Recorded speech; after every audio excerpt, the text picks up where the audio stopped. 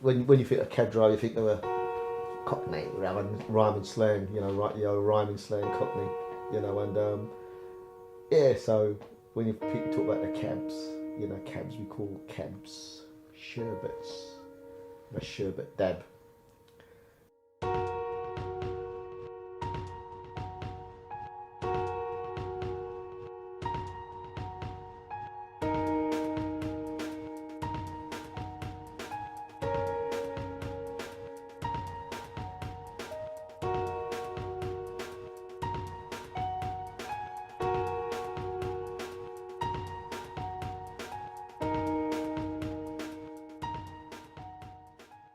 Name's Thomas Murray. I've been driving a cab now 15 years, and basically this is what it's all about.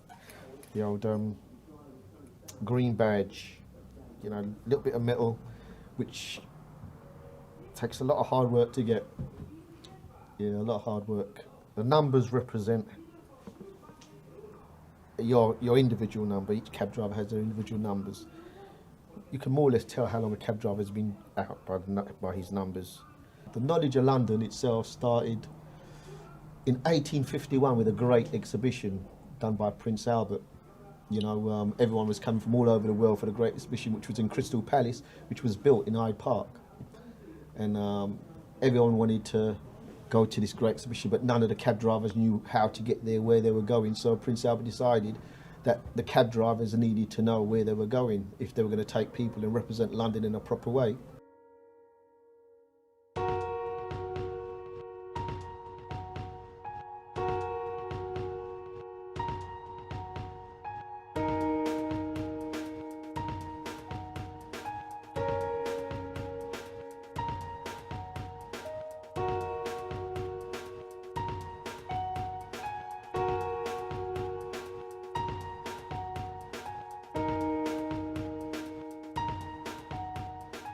So you do need a lot of discipline.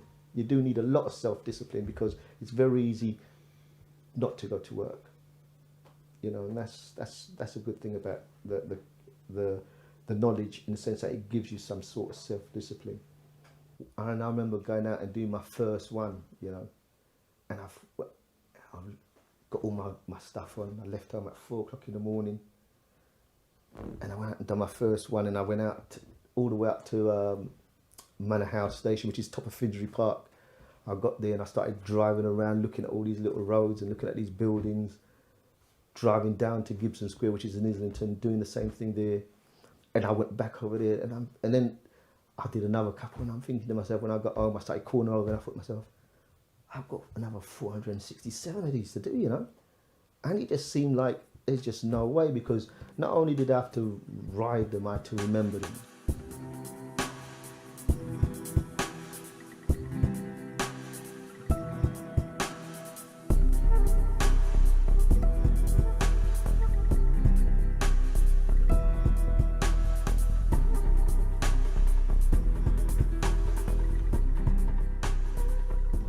I give Princess Trust as Park Square East, and I give Spa Road and angle I'm coming from as Grange Road. Forward into Wellington Street, left into Tavistock Street, right into Catherine Street, left into Aldwych, forward into Arundel Street, left into Temple Place, left into Victoria Embankment, forward into Blackfriars Underpass, left into Puddle Dock, left into Queen Victoria Street, left into New Bridge Street, forward into Blackfriars Bridge, forward into Blackfriars Road, left into Southwark Street, right into Southwark Bridge Road, left into Mashalsea Road. When I decided, I'm going to go and do the knowledge, do you know what I mean? And I actually found out more about doing the knowledge and becoming a cab driver. I realised that, you had to go and do it on a bike, which was quite scary for me. I never learned to ride a bike till I was 16, and having to go on a motorbike. Direction was good. We missed a couple of roads out, but it was well pulled. You just fall in love with the city, do you know what I mean? Because you see a city that's evolving all the time, you know what I mean? You're going to different parts, but you're still not linking them up, do you know what I mean? You're coming from here and you're going to one place like Islington, and it's a totally different place to Brixton, totally different place to West London, do you know what I mean? London is it's split in so many different areas, because you've got the new and you've got the old, and how they sit side by side.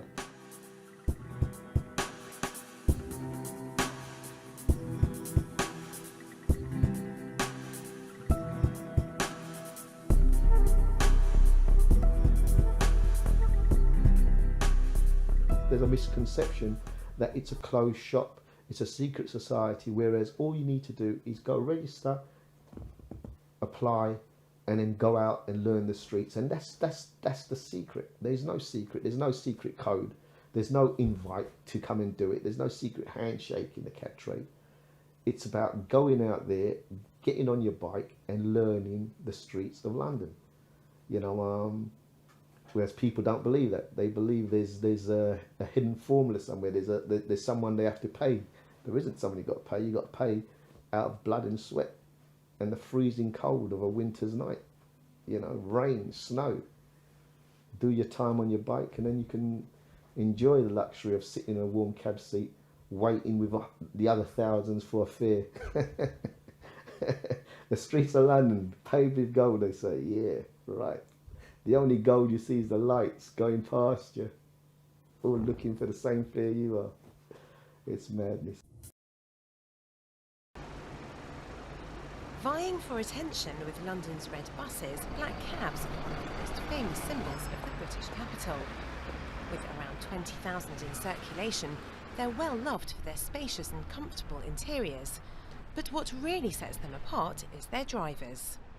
Without the aid of a GPS, they know the city's labyrinthine street pattern better than anyone. A lot of the times you do it without thinking too much. There's not a lot of stress involved. You just think, okay, I've got to head this way, and away we go. And how can I get the people there, the passenger there, as quick as possible? Your brain gets conditioned to work this way. Their impressive ability to orientate themselves in the city has spurred scientists to study London cab drivers' brains. Research shows that working as a black cab driver develops a particular part of the brain known as the hippocampus. We'd seen how the hippocampus appeared to be linked to spatial memory, to learning, through the description of place cells. The foundation of all this brain activity is known as the knowledge, the gruelling training London's taxi drivers have to undergo before gaining their licence. Tests are carried out at schools like this one. The atmosphere resembles a university library. The students, mostly men, undergo 6 hours of intense training per day. The aim is to memorise the names and locations of 25,000 streets, where London's 8 million plus population live and work. In London, the important roads are coloured yellow and orange. So the first thing they do really is learn all of these roads. Aspiring cabbies take an average of 3 years to complete their training. Almost 30% drop out.